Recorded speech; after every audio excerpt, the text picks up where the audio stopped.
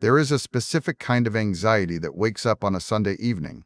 It is the feeling that you are running a race against a clock you cannot see, and that everyone else is already at the finish line while you are still tying your shoes. You look at the numbers in your investment accounts, you compare them to your peers, and you ask the question that keeps you up at night. Am I way behind on retirement? It is a devastating question because it implies a binary outcome. Either you are on track or you are failing. But the reality of financial planning is far more nuanced than a simple pass or fail grade. The truth is that the concept of being behind is often a mismatch between modern longevity and traditional withdrawal rates, rather than a simple lack of savings.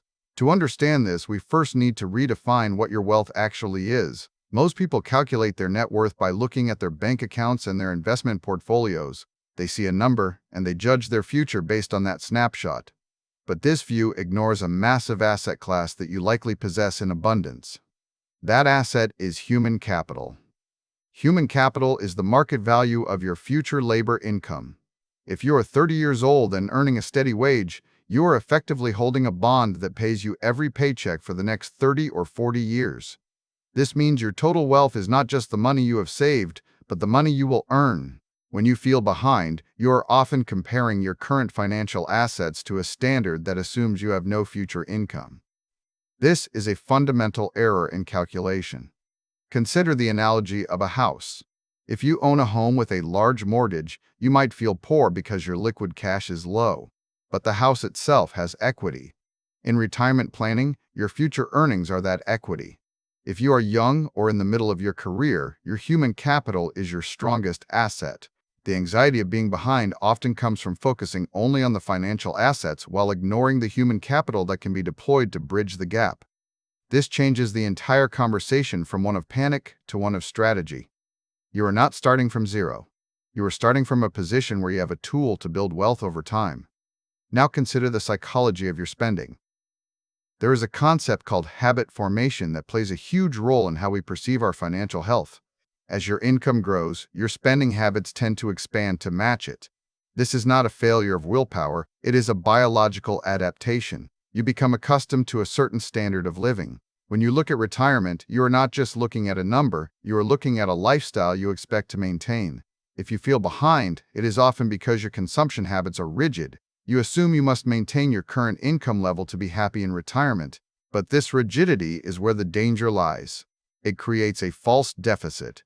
If you can adjust your expectations, the gap shrinks dramatically. This leads us to the most significant shift in the modern retirement landscape.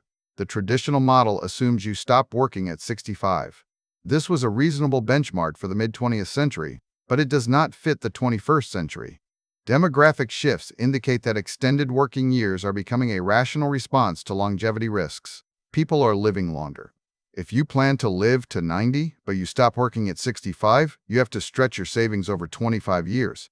That requires a higher savings rate than your grandparents needed. Consequently, working longer is not a sign of failure. It is a mathematical necessity for many. Participation rates for those over 65 are projected to rise significantly in the coming decades. This means the definition of retirement is changing. It is becoming a period of reduced work rather than no work. There is also a critical concept in financial theory known as bifurcation. This describes how small differences in initial conditions can lead to drastically different outcomes. In the context of retirement, small differences in your initial wealth or your risk tolerance can lead to vastly different futures. This is why early intervention is critical for those feeling behind. If you are behind, you cannot simply save a little more. You need to adjust the variables that matter most. This might mean taking on slightly more investment risk to grow your portfolio faster, or it might mean accepting a lower withdrawal rate in retirement. It requires a conscious decision about which levers you can pull.